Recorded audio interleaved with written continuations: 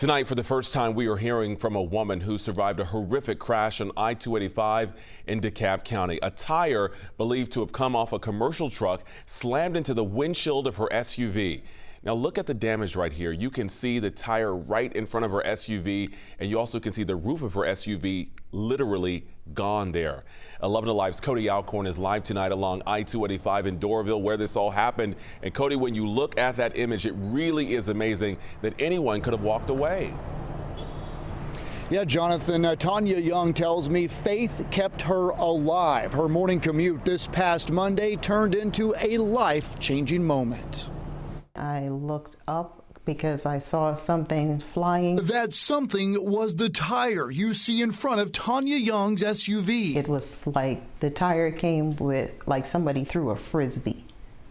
And that's how the tire was approaching. It was just before 7 a.m. on May 5th. It was unbelievable. Young says she leaned on her faith in the few seconds she had before the tire slammed into her windshield. And when I saw the tire approaching, I just remember saying Jesus 3 times. I believed when I called on Jesus, he answered me that morning. Her SUV's safety system stopped the vehicle automatically. She doesn't remember much except what happened while she was inside the ambulance. And they opened the ambulance door and they were all like, we would like to see who this angel is.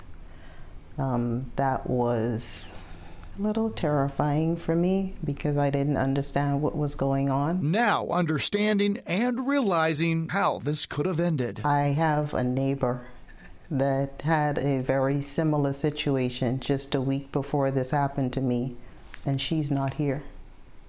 She didn't make it, and I did. So it gives me a different perspective on life, how I see it, and I am beyond grateful.